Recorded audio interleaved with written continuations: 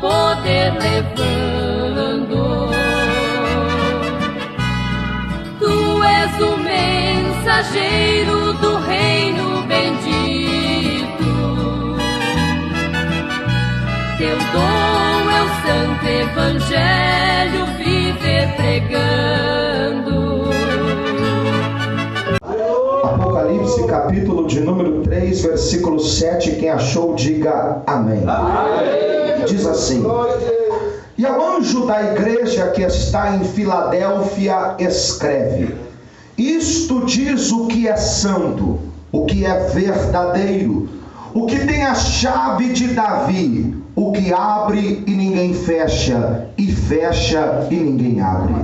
Eu sei as tuas obras. Eis que diante de ti pus uma porta aberta, e ninguém a pode fechar.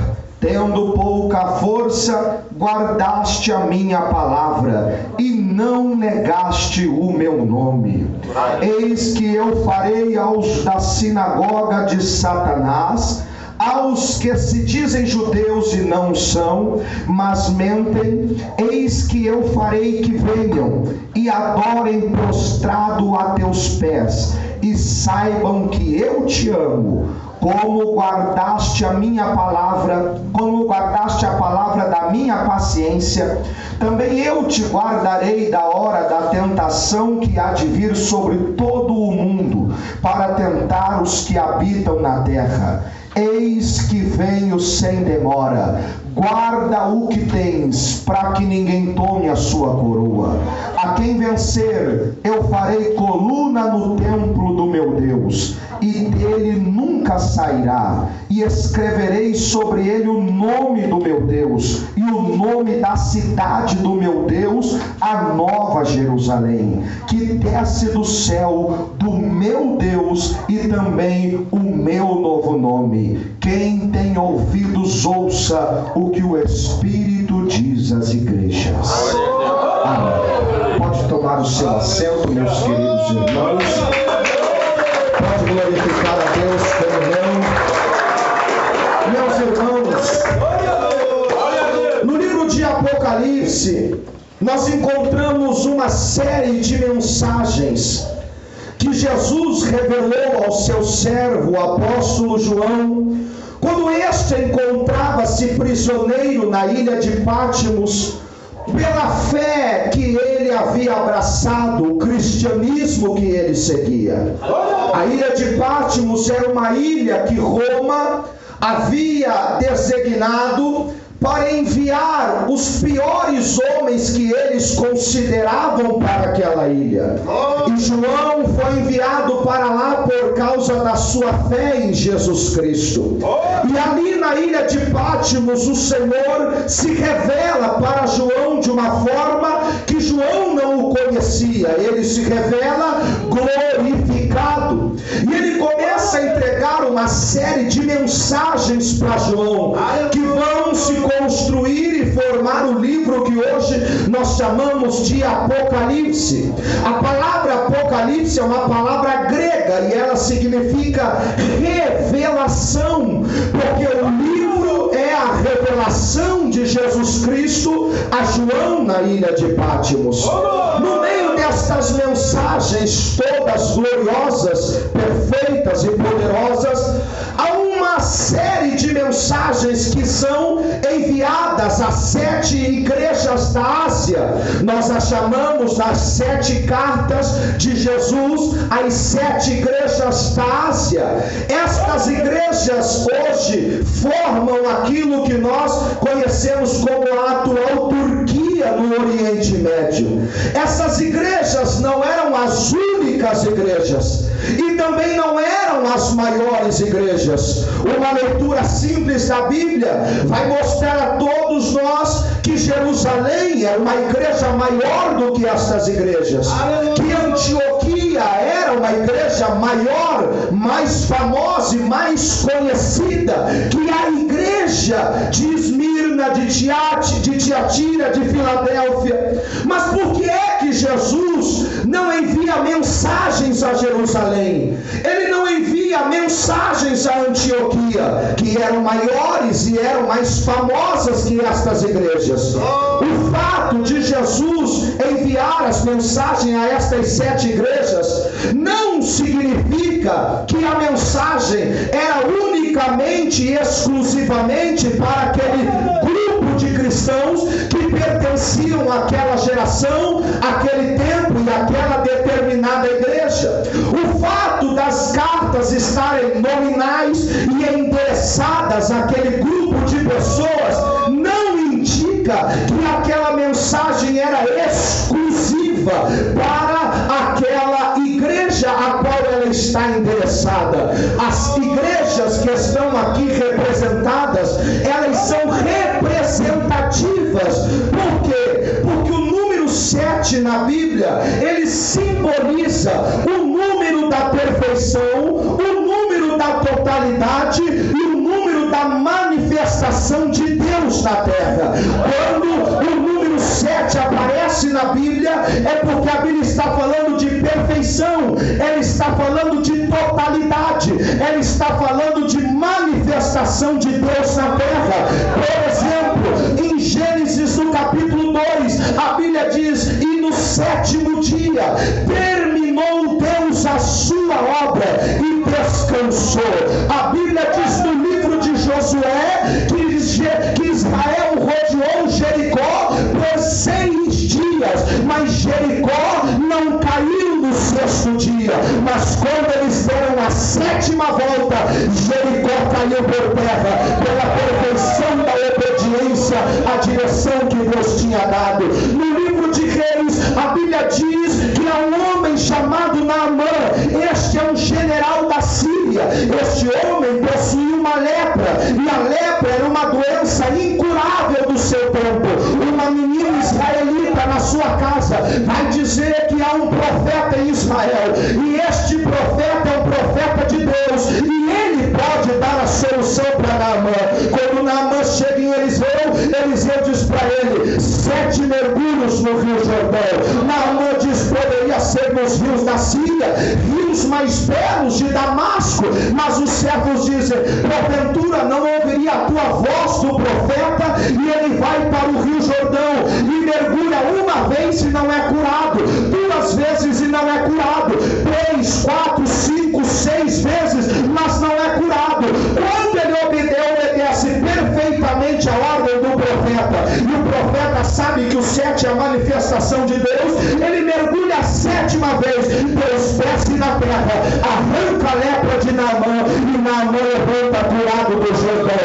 Ainda, preste atenção, ainda no livro dos Reis, Elias está sobre uma montanha, e Elias dobra os seus joelhos para orar, e ele começa a orar, e ele diz ao seu servo: desce para ver se vem chuva. E ele desce uma vez e volta e diz para Elias: não vejo nada. E ele diz: então desce de novo. Ele volta e diz: não vejo nada. Ele desceu 6 vezes e não viu nada, mas quando desceu a 7ª vez, diz a Bíblia, ele volta e diz: eis que vejo uma nuvem do tamanho da mão de homem. E Elias diz: é Deus que está trazendo chuva. Ainda no livro de Daniel, preste atenção, os 3 meninos, Sadraque, Mesaque e Abednego, estão para ser lançados na fornalha de fogo ardente. Naquela oportunidade, há mais de 1000 anos atrás, não havia sido inventado ainda termostato ou termômetro, não havia sido criado medições de temperatura na terra. Mas antes de ser jogado na fornalha, Nabucodonosor vai falar e vai dizer: acendam a fornalha 7 vezes mais. Por que 7 vezes mais? Porque a Bíblia está dizendo que quando Nabucodonosor falou 7 vezes mais, Deus desceu na terra, dentro da fornalha. E quando Nabucodonosor olhou lá dentro, ele disse: eis que vejo um, e este não é o que nós olhamos. Ele tem a aparência do Filho dos Deuses, ele tem a aparência de Deus, porque era o próprio Deus dentro da fornalha. Quando a Bíblia traz o número 7, ela está falando de plenitude, está falando de totalidade, de perfeição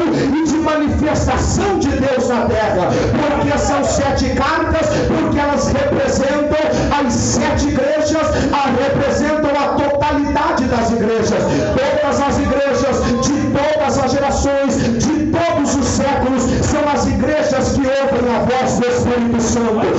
Todos os crentes de todas as gerações são aqueles que devem ouvir as mensagens que Jesus pregou. Para nós, nesta noite, a carta foi escrita há mais de 1000 anos, há mais de 2000 anos atrás, mas ela continua na atualidade, porque aquele que pregou esta mensagem e enviou pelas mãos de João aquela igreja é aquele que está em nosso meio nesta noite, aquele que está nesta igreja e fala conosco neste lugar. Bendito seja o nome dele. Então ele envia esta mensagem. As únicas 2 igrejas de Apocalipse que não foram repreendidas por Jesus foram estas: Filadélfia e Esmirna, as únicas que Jesus não as repreendeu. E eu fico maravilhado quando eu observo isto. Que prazer temos nós de um Jesus olhar para nós e não nos repreender, não ter algo contra a nossa vida. Estamos andando de acordo com a vontade dele e ele não tem que nos repreender. Quantos estão andando na vontade de Jesus aqui? Quantos estão andando sem nada que Jesus tenha para lhes repreender? E ele se apresenta para aquela igreja e ele se apresenta dizendo: isto diz o que é santo, o que é verdadeiro, o que tem a chave de Davi e que abre e ninguém fecha, e fecha e ninguém abre. Agora observe, a apresentação de Jesus tem 3 manifestações. Primeira, aquele que fala conosco é o Santo Deus. Ele não é qualquer um, ele é o Santo Deus que fala com a sua igreja. Santo, na qualidade de Jesus, não é o mesmo santo que a Bíblia entrega para nós. Nós, quando somos santificados, somos agentes passivos da santidade. Por quê? Porque nós não temos santidade de nós mesmos. Nós não podemos ser santos de nós mesmos. Nós precisamos ser santificados para nos tornarmos santos. Mas aquele que fala conosco é santo na sua essência, é santo na sua natureza, é santo, é santo, é santo. Quando Isaías entrou no templo, no capítulo de número 6, ele viu alguém sentado no trono, e ao redor do trono, a Bíblia diz que ele via serafins. Não era qualquer anjo, a Bíblia diz serafins. No hebraico, serafins quer dizer seres que ardem como fogo, seres flamejantes. Imagine, queridos, você vendo um trono e seres ardendo como fogo ao redor deste trono, e estes seres estão cantando um cântico celestial, e eles estão proclamando a santidade daquele que está sentado no trono, e eles estão dizendo: santo, santo, santo é o Senhor dos exércitos, e a sua glória enche toda a terra. Aquele que fala com a igreja de Filadélfia, aquele que estava falando com nós, é aquele que estava sentado no trono, aquele que é santo, que não se mistura com a sujeira, que não há trevas alguma na pessoa dele, o pecado não lhe toca. O escritor aos Hebreus escreveu que ele era santo, imaculado e separado dos pecadores. Quando o anjo veio anunciar a Maria o nascimento de Jesus, em Lucas capítulo 1, ele vai dizer: aquele que há de nascer de ti é o Santo de Israel. Aquele que está nesta noite falando conosco, não há trevas alguma nele, ele não anda com o pecado, ele não se mistura com a imoralidade, ele é santo na sua essência, e é santo na sua natureza. E é por isso que ele diz em 1 Pedro capítulo 1, versículo 16: portanto, como está escrito, sede santos, porque eu sou santo, diz o Senhor dos exércitos. Esta é a vontade do Senhor. Aquele que fala é santo, queridos. Aleluia!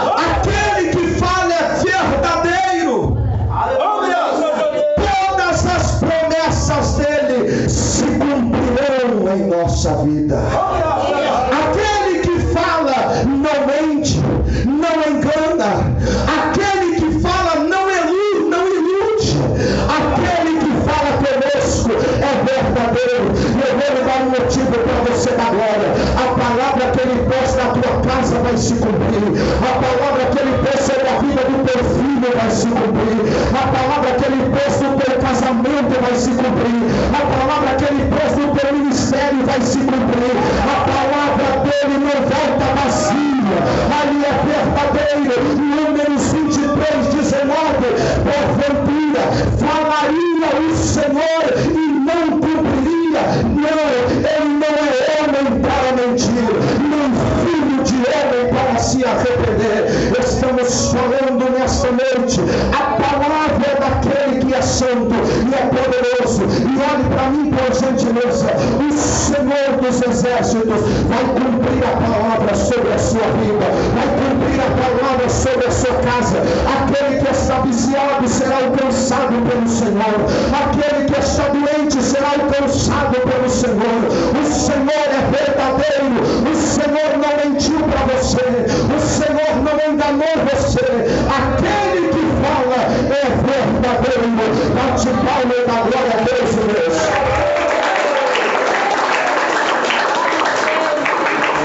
Oh, glória a Deus. Oh, Jesus maravilhoso. Queridos, olhe para cá. Deus está falando conosco. Ele se apresenta como santo, como verdadeiro, aquele que não mente, não erra, não falha, não engana. O Senhor não está brincando com os teus sentimentos. O Senhor não está brincando de pôr esperança na sua vida. O Senhor não está brincando de te fazer sonhar. Aquilo que Ele falou vai se cumprir.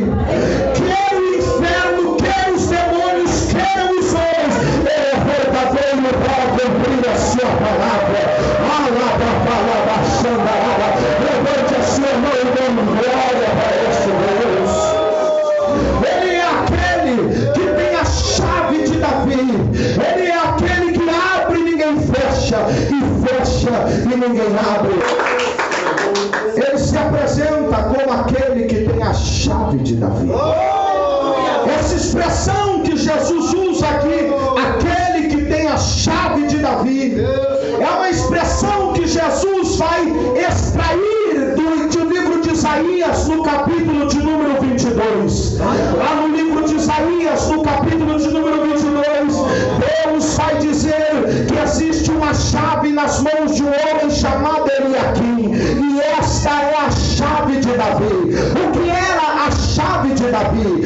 A chave de Davi era a chave da dispensa, a chave do tesouro, a chave das riquezas. Presta atenção, o rei cuidava do governo, do juízo e da justiça do reino, mas do tesouro, quem cuidava era um tesoureiro, era um homem que tinha em suas mãos a chave. Aquele homem recebeu do rei a autoridade para abrir a dispensa e abençoar quem quisesse, para abrir a dispensa e entregar tesouro para quem quisesse, para abrir a dispensa e colocar nas mãos do povo tudo o que ele quisesse. Ele aqui, ou o homem que detinha a chave, era aquele que tinha autoridade, e ele abençoava quem ele quisesse, ele dava riqueza para quem ele quisesse, ele era aquele que tinha o controle e o poder de abençoar. Jesus extrai essa figura de linguagem, Jesus extrai esse texto para si mesmo, e ele vai dizer que ele é aquele que tem a chave de Davi.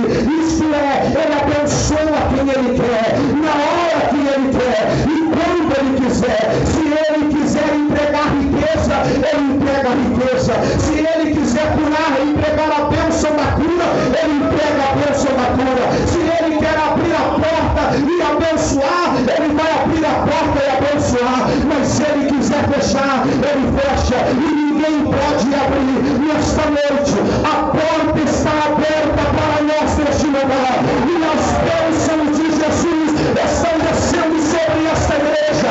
As bênçãos celestiais estão descendo sobre nós, porque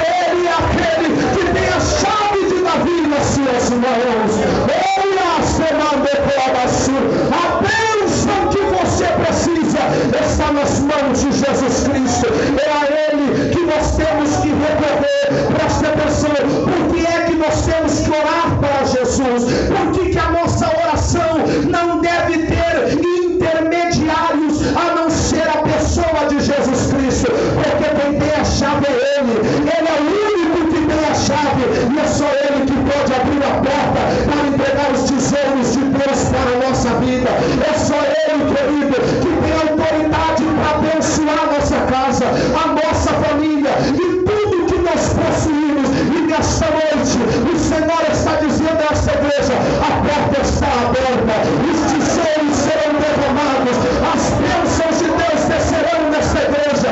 Eu não sei o que você precisa da dispensa de Deus, mas a porta está aberta e Ele vai entregar aqui nesta noite só quem glorifica o nome dEle. Aleluia! Glória a Deus!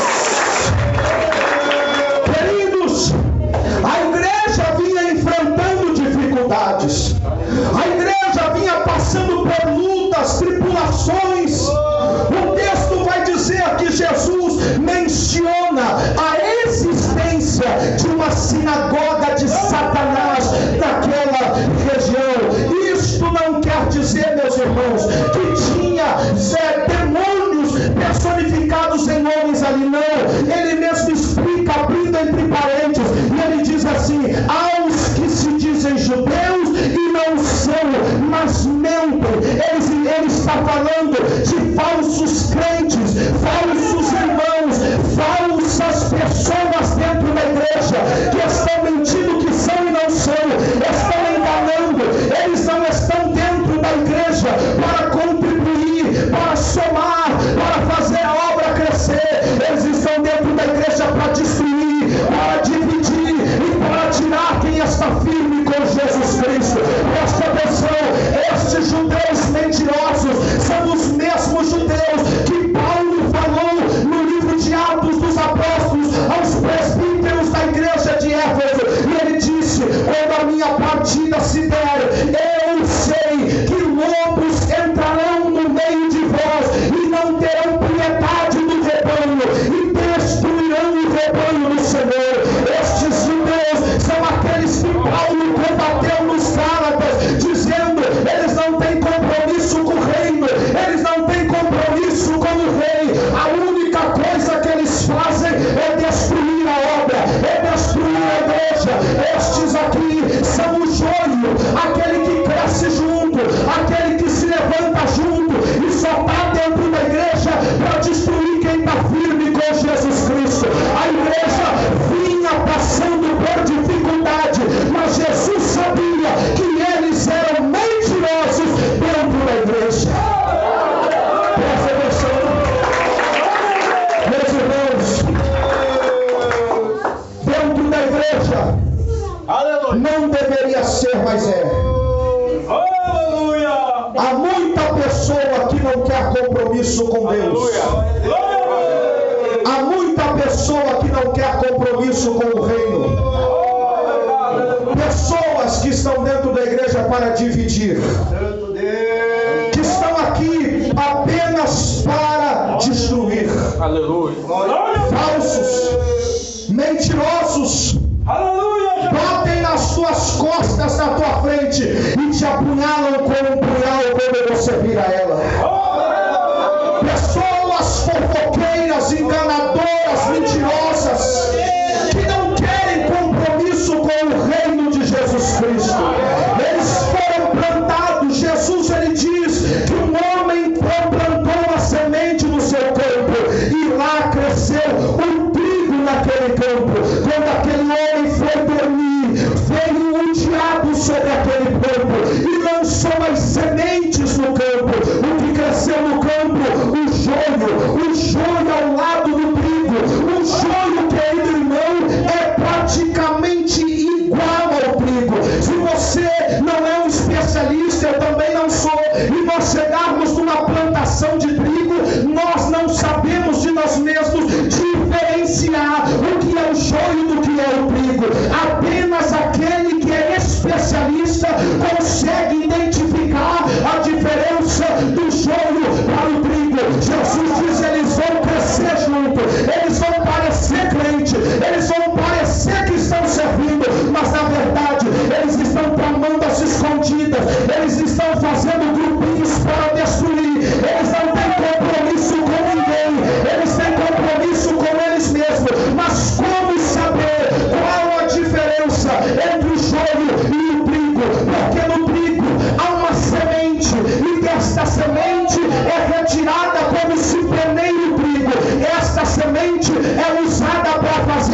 farinha, e a farinha é usada para fazer pão, e a Bíblia diz que pão é símbolo da palavra. Então qual é a diferença do joio para o trigo? O trigo gosta da palavra, o trigo produz palavra, o trigo vive pela palavra, o trigo sabe, ama a palavra, mas o joio não gosta da palavra, o joio não gosta da verdade, o joio gosta de mensagens modeladas, mensagens modificadas, que agradem apenas o ego e o ventre dele, mas o trigo é aquele que desfala Jesus, filho do servo ego, fala, o trigo de verdade anda na palavra, vive na palavra, ama a palavra, come a palavra, porque ele é trigo na presença de Deus. Quem é trigo aqui nessa noite? Quem é trigo na presença de Jesus? Falsos crentes, falsos irmãos, falsos irmãos, e eles estão passando por grandes dificuldades, eles estão enfrentando batalhas, mas Jesus se agrada deles e diz: mesmo tendo pouca força, guardaste a minha palavra. Filadélfia era uma igreja fiel e conservadora, que apesar de estar enfrentando lutas internas com aqueles que não têm compromisso com o reino, e lutas externas em um mundo cruel, pagão, idólatra e profano, eles amam e guardam a palavra do Senhor. Eles não negam o nome do Senhor, mesmo tendo pouca força. Agora escute o que eu vou te dizer: as lutas não são motivos para você desistir. As lutas não podem te tirar da igreja. É no momento das suas lutas que você tem que confiar na palavra. É no momento das suas dificuldades que você tem que se segurar nas promessas de Deus. Quem se desvia no momento das lutas é porque nunca foi trigo no campo de Deus. Porque quando nós somos pessoas que entenderam o chamado, a obra, a morte, a cruz, a ressurreição, querido, nós podemos morrer pelo Evangelho, mas nós não vamos negar o nome de Jesus. A gente vai morrer pela palavra, mas a gente não vai negar o nome de Jesus. As lutas não são motivos para você se desviar. As lutas não são motivos para você dizer: eu não vou mais à igreja, eu não vou mais orar, é só luta na minha vida, é só dificuldade na minha vida. É agora que as lutas estão na sua vida que você tem que abraçar a promessa, peitar o mundo, peitar o diabo, peitar as batalhas e dizer: aquele que está comigo é maior do que todas as coisas, é maior do que a minha luta, é maior que a tempestade, é maior que o deserto, é maior que as minhas águas. Jesus é maior do que todas as coisas. Pastor, mas eu estou sem força, mesmo tendo pouca força, não recue. Se no dia da sua angústia te mostrares frouxo, você será fraco. A primeira batalha que o diabo impõe na nossa vida não é física, é psicológica. Ele quer tirar a minha força, a minha coragem, meu ânimo. Ele quer me fazer parar de orar, de jejuar, de ler a Bíblia, de ir à igreja. Ele quer roubar a minha força. E é por isso que o sábio disse em Provérbios, assim, Provérbios 21, assim como imaginou na sua alma é. Ele está dizendo: você é aqui fora o que você é aqui dentro. Se você se imagina fraco aqui dentro, se você se imagina derrotado aqui dentro, se você se imagina destruído, fracassado aqui dentro, assim você vai ser aqui fora. Mas se aqui dentro a sua vida está blindada com o capacete da salvação, não vai ter demônio, não vai ter demônio, não vai ter ninguém que vai te tirar da promessa, que vai te tirar da bênção. Ei, querido, você precisa entender essa palavra.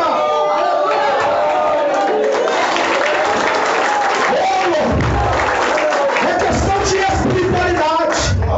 Você lembra de Golias enfrentando Israel? Texto conhecidíssimo. 40 dias Golias apareceu diante do povo. Tem algum soldado aí que possa me enfrentar? O rei, quando olhou para Golias, disse: quem pode vencer vencer esse homem. Aleluia. Olha o tamanho do seu escudo, olha o tamanho da sua espada, o tamanho das suas tornozeleiras, olha o tamanho da lança que carrega na sua mão. Esse homem é invencível. Generais, Joabe, Abiatar, olharam e recuaram, disseram: esse homem é invencível. Aí um simples pastor de ovelhas, de 17 anos, nunca manejou uma espada, mas sabia muito bem manejar um espírito de adoração. Foi levar queijo e pão para os seus irmãos. Quando chegou lá, olhou aquele gigante enfrentando Israel, disse: quem é esse gigante aí? Está entendendo? É aqui dentro. Se você olha para o seu problema como invencível, você nunca vai ter coragem de enfrentá-lo e vencê-lo. Agora Davi, cheio de Deus, não sabia manejar espada, não tinha lança, não tinha escudo, mas tinha fé. E a fé não é loucura, irmão. A fé não é emoção. A fé é o poder de Deus dentro de mim.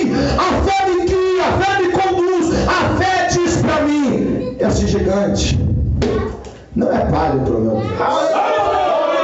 Agora deixa eu lhe mostrar um segredo. O Salmo 91 diz assim: aquele que habita no esconderijo do Altíssimo, a sombra do Onipotente descansará. No dia que tiver sol, saia no sol, pegue uma criança, espere a sua sombra passar adiante de você. Pegue aquela criança e coloque ela na sua frente. Você vai perceber que a sua sombra vai esconder aquela criança. A imagem é esta: nós somos pequenos, mas aquele que está por detrás de nós e nos cobre com a sua sombra é maior do que todas as coisas. Querido, este Deus que está conosco é um Deus de glória, um Deus de poder, um Deus de majestade. Não recue disso, Senhor. Tendo pouca força, guardasse a palavra. Aí Jesus observa a fidelidade de Filadélfia, a fidelidade daquele povo. E Jesus então vai encher aquela igreja com 5 promessas. Quantas promessas, irmãos? 5 promessas Jesus vai dar para Filadélfia. Primeiro, vitória sobre os inimigos, porque todo aquele que é fiel não será abandonado diante dos seus inimigos. Aquele que é fiel terá vitória perante os seus inimigos. No versículo de número 9, ele vai dizer que aqueles falsos judeus da sinagoga de Satanás, usados pelo diabo, aqueles vão ter que vir, se prostrar diante deles e adorar o Deus que eles servem, porque Deus ama. Ou seja, Deus vai virar a história. Aquele que era perseguido não vai ser mais perseguido. Aquele que era atribulado não vai ser mais atribulado, porque Deus vai virar a página daquela história. Deus vai mudar a situação, a condição daquele povo. Primeira promessa para você nessa noite: Deus vai virar a página da tua vida. Ele vai colocar o teu inimigo por terra e vai mostrar que o amor dele está sobre a sua vida. Assim como Filadélfia foi alcançada com a promessa de vitória, você será alcançado pelo Senhor. Mas seja fiel, porque quem não é fiel não tem promessas de Deus. Segundo, livramento. Aleluia! Como guardaste a palavra da minha paciência, também eu te guardarei da hora da tentação. Se você tem compromisso com Deus, Deus tem compromisso com você. Se você honra o que é de Deus, Deus honra o que é teu. No livro de 1 Samuel, Deus diz assim: eu honro aos que me honram. Você está entendendo? 1 Crônicas capítulo 15: se estiverdes comigo, eu estarei convosco, mas se me deixardes, eu deixarei você. Deus, quando nós o honramos, Ele nos honrará. Quando nós demos glória a Ele, Ele nos dará glória. Quando nós guardamos a palavra dele, Ele diz: eu vou te guardar. Você entendeu as palavras de Jesus? Quando guardaste a minha palavra, quando guardaste a palavra da minha paciência, eu te guardarei. Você guarda o que é meu, guarda o que é teu.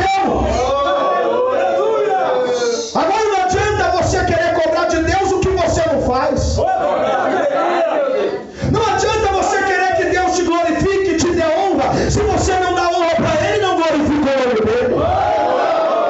Tem gente que faz uma oração assim na igreja: Deus, me faz ser abençoado financeiramente.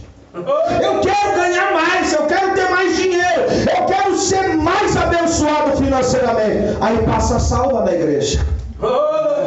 Ele não oferta, ele não é fiel no dízimo, mas ele quer que Deus honre e enriqueça ele, mas ele não quer abençoar a obra que é de Deus. É um exemplo clássico. Se você quer algo de Deus, faça algo para Deus.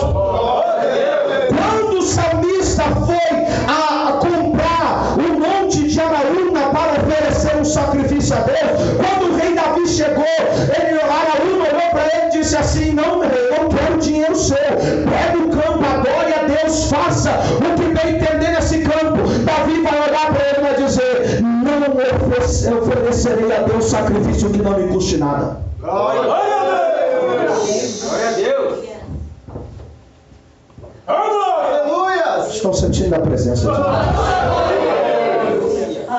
Tem gente, querido, que para bater palma na igreja, alguém tem que bater palma. Que para ele levantar a mão e dar um glória, alguém tem que levantar a mão e dar um glória. Ele não é um adorador por si mesmo, ele é um adorador por compilação. Agora observe bem: Jesus estava numa casa e ele estava celebrando uma ceia com os seus discípulos e alguns amigos. Naquela ceia, a Bíblia diz que uma mulher, a Bíblia não diz o seu nome, ela sabe que Jesus está ali e ela corre na sua casa e ela pega o seu vasinho de unguento que ela tinha guardada para o dia do seu casamento. Aquele vasinho de unguento é o que ela tinha de mais especial na sua vida. O dia que ela casasse, ela entraria dentro do trono da tenda com o seu esposo, ela quebraria aquele vaso de unguento no seu corpo e ficaria perfumada para o seu marido. Aquele vasinho custava muito dinheiro, mas valia muito dinheiro. Alguns dizem que era importado da Pérsia e do Egito. Quando ela soube que Jesus estava ali, ela disse: eu preciso levar algo para ele, mas eu não posso levar qualquer coisa, eu vou levar o melhor que eu tenho. Ela pega o seu vasinho de unguento, ela chega por detrás de Jesus e ela quebra o seu vasinho de unguento, e aquilo cai na cabeça de Jesus. O cheiro da adoração começa a incendiar a casa, e alguém vai dizer: poderia ter vendido e dado aos pobres, valia muito dinheiro isso. E Jesus vai olhar e dizer, em outras palavras: você não entende de adoração, teu coração só pensa em você mesmo, você não entende o que é sacrifício.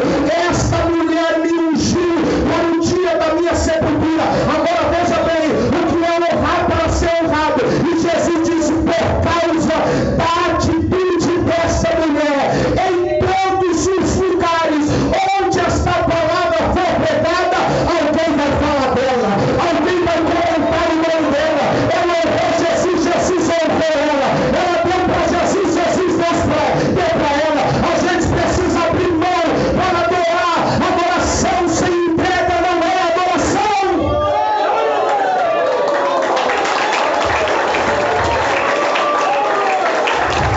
Terceiro, a volta de Jesus. Já vou voltar nesta. Quarto, ele diz: farei coluna no templo do meu Deus. Filadélfia era uma cidade que era afetada por muitos terremotos naquele tempo. Ela foi reconstruída depois de um grande terremoto que aconteceu na cidade. Um historiador que escreveu, um historiador antigo, ele diz que os terremotos eram tão constantes que os habitantes de Filadélfia não conseguiam fechar as brechas que estavam nas muralhas, as rachaduras. Por causa de um grande terremoto aconteceu em Filadélfia. As colunas da cidade foram quebradas. E os habitantes foram obrigados a sair de dentro da cidade, dos muros da cidade, e passaram a morar fora dos muros da cidade, por causa dos terremotos. Aqui Jesus dá para eles uma palavra de segurança. Ele está dizendo: aqui na terra as muralhas, as colunas podem se romper e se quebrar, mas na vida eterna que eu vou dar para vocês, lá ninguém vai sair de dentro da cidade, lá ninguém vai morar dentro da cidade, lá vocês serão as colunas do templo do meu Deus. Ele está dizendo: vai haver segurança e vai haver eternidade na vida de vocês.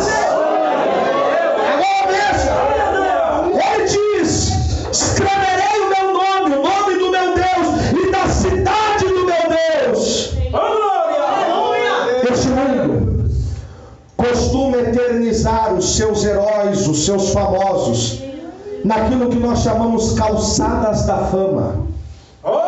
Eu estive na cidade do Rio Grande do Sul e visitei uma cidade chamada Gramados, uma cidade linda e turística.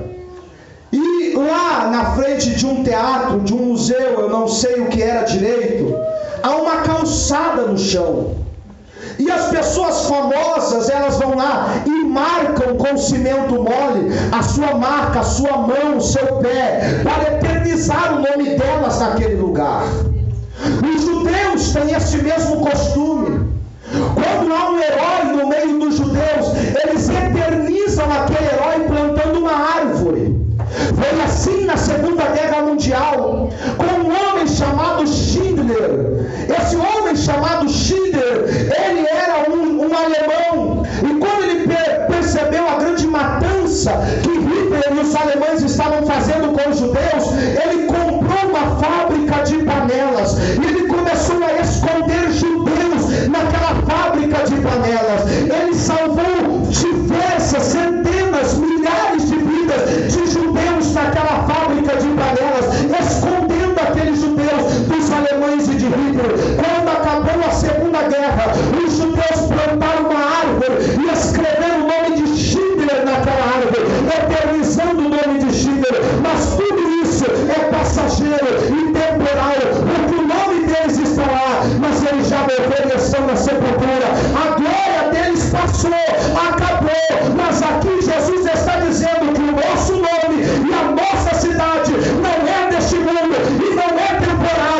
Lá ninguém morre, lá ninguém perde a glória, lá nós seremos eternos e teremos a glória que Ele tem para nós. Deixa eu lhe dizer uma coisa: nós não vivemos neste mundo para ser famosos. Nós podemos não ter o nosso nome em banners, nós podemos não ter a nossa foto em capas de revista, nós podemos não passar nos meios de comunicação, nós podemos ser alguém desconhecido aqui neste mundo, mas pode ter certeza, o céu nos conhece, o céu sabe quem a gente é, e o nosso nome está lá, não na calçada da fama, que um dia vai ser destruído, não em uma árvore, que um dia vai ser destruído, o nosso nome está lá em cima, na eternidade. Oh meu Deus, que coisa maravilhosa! Mas a promessa que ele diz aqui no versículo 11, versículo chave, ele diz assim: eis que venho sem demora, guarda o que tens para que ninguém tome a tua coroa. Duas realidades aqui estou partindo para encerrar. Primeiro, a volta de Jesus. Eis que venho sem demora. Jesus irá voltar. Espere o mundo ou não, creia o mundo ou não, espere a igreja ou não, creia os crentes ou não, Jesus irá voltar. Escute, Jesus não tem compromisso com o meu tempo. Tem gente que diz assim: um dia eu vou para a igreja, aceito Jesus e vou para o céu. Jesus não tem compromisso com este teu tempo.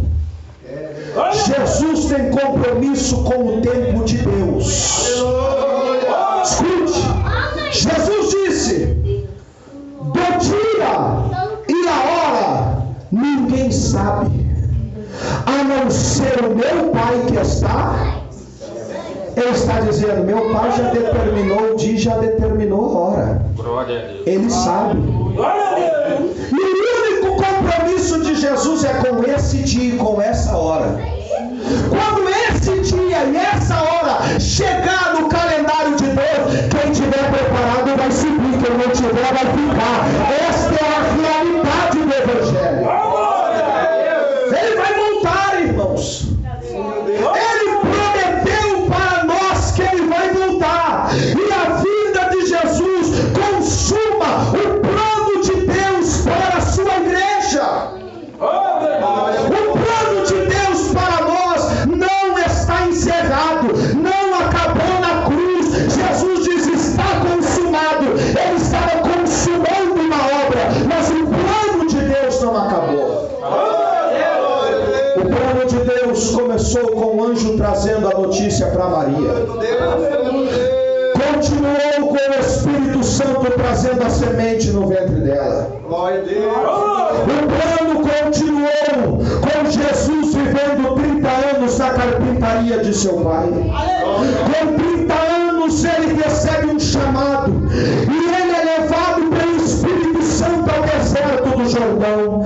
Lá no deserto do Jordão existe um homem vestido de peles de camelo, comendo mel e gafanhoto. O nome dele era João Batista. E este homem, profeta do Senhor, fez um movimento em Israel que fazia 400 anos que não acontecia. Pessoas de Jerusalém, pessoas da Judeia, pessoas de Samaria, pessoas dos confins da terra vinham para ouvir a mensagem de João Batista. E a Bíblia diz que eles pensavam que João Batista era o Messias, era o Salvador da humanidade. Mas João está na beira do Jordão e ele está pregando essa mensagem: arrependei-vos, porque é chegado o reino de Deus. Raça de víboras, quem vos ensinou a fugir da ira vindoura? Aquele que vem após mim é maior do que eu. E ele está pregando e o povo está olhando para ele em expectação. Aí João sente a mesma presença que ele sentiu quando ainda estava no ventre da sua mãe. Quando Maria visitou Isabel, a Bíblia diz que quando Maria chega, a criança pula no ventre de Isabel e ela é tomada pelo Espírito Santo e diz: o que faz agraciada no meu Senhor em visitar a minha casa. João Batista está pregando e ele sente a mesma presença que ele sentiu quando estava no ventre de Isabel. E ele começa uma mensagem: na verdade, eu vos batizo com água para arrependimento do pecado, mas tem um que é maior do que eu, e este eu não sou digno de desatar as alparcas da sua sandália. E vem descendo Jesus de Jordão, vem descendo Jesus para se batizar. Aí ele diz: este é aquele a quem preguei, ele vos batizará com fogo e com o Espírito Santo. É ele, querido. O plano de Deus continua. João desaparece da cena. Jesus começa o ministério, 3 anos e meio, ressuscita mortos, dá vista aos cegos, alcança pessoas desalcançadas, traz de volta a vida aqueles que estavam sem vida. Ele é levado, depois de 3 anos e meio, condenado por Pilatos, crucificado numa cruz, e o plano de Deus continua. Ele é colocado dentro do túmulo de José de Arimateia, e lá no túmulo de José de Arimateia ele passa 3 dias sepultado, mas ao 3º dia a Bíblia diz que o Espírito Santo desce nas profundezas do inferno e ressuscita aquele que é o Filho de Deus, e ele ressuscita e está presente em nosso meio hoje. Ele passa 40 dias e 40 noites ensinando as últimas instruções para os seus discípulos da terra. Depois de 40 dias e 40 noites, ele assunta ao céu e lá permanece até hoje. Mas o plano não acabou, porque ele diz em João capítulo 14: na casa do meu pai tem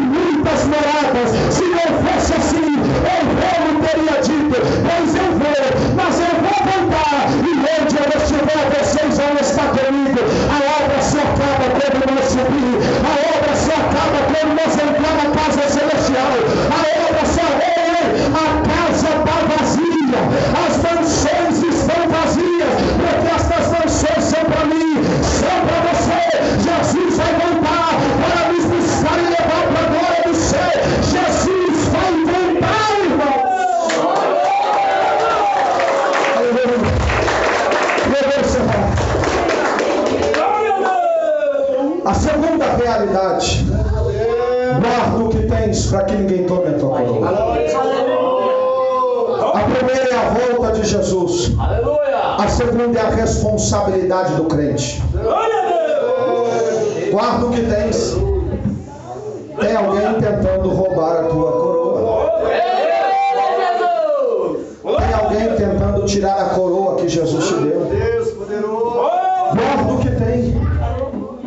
Nós vivemos em uma geração que está mergulhando numa frieza espiritual. Uma igreja que não sente mais a presença dele. Uma igreja que não consegue mais sentir o mover do Espírito Santo. Quantos crentes estão tão gelados, mas tão gelados, que quando ele ouve alguém falar em língua estranha do lado dele, ele critica, ele zomba. Está frio. Nós vivemos em uma geração que está vivendo uma apostasia total. 3 tipos de apostasia. Apostasia pessoal. Não ora mais como orava, não jejua como jejuava, não faz mais o que fazia, está levando de qualquer jeito a vida, se acostumou com Deus, se acostumou com a igreja, se acostumou com a palavra, se acostumou a fazer o que fazia. Quando chega, não chega mais para adorar, chega para fazer o que tem para fazer. Querido, todo dia Deus tem uma revelação, todo dia Deus tem uma palavra. Essa apostasia pessoal tem que sair do coração deste povo. Este povo tem que ser aceso pela chama do Espírito Santo. Está na hora de despertar, está na hora de se levantar.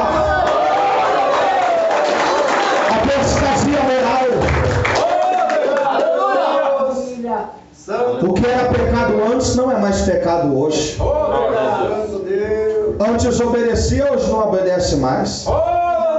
Fica comendo um monte de lixo na internet, pregado por pastores que não têm vida com Deus, divorciados, namorando menininhas, com o ministério voltado para o dinheiro, estão se alimentando de comida envenenada. Aí chega na igreja, porque falou na internet que não é pecado, vai dizer não é mais pecado, não é mais pecado isso, não é mais, nada mais é pecado, porque está comendo um monte de lixo na internet.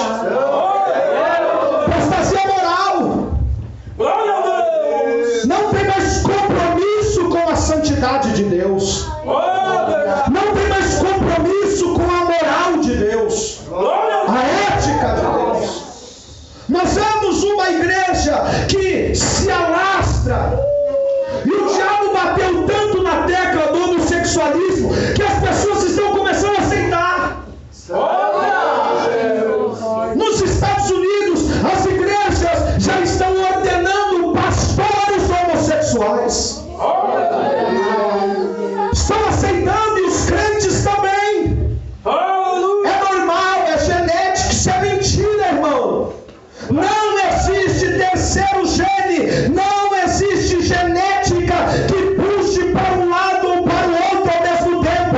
Existe um gene masculino e um gene feminino. E Jesus disse que criou Deus macho e fêmea, e essa é a criação de Deus.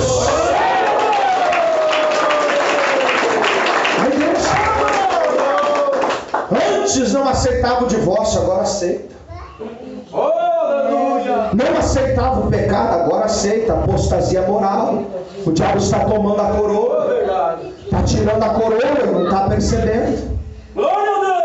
Apostasia doutrinária. Quantos irmãos correndo atrás de evangelistas e teólogos da prosperidade? Uma teologia que diz que o crente não pode sofrer, que o crente não pode ser pobre, que o crente não pode chorar, que o crente tem que ser alguém rico, tem que andar com o carro do ano, que não pode ser assim, porque o crente não pode ter aflição. Querido, a Bíblia mostra que Abraão sofreu, a Bíblia mostra que Josué sofreu, Davi sofreu, Elias sofreu, Eliseu sofreu, Jeremias sofreu, Jesus sofreu, apóstolo Paulo sofreu, Pedro sofreu, todos sofreram. Agora chega na nossa vez, a gente não pode sofrer. No mundo tereis aflições. Aleluia! Glória a Deus!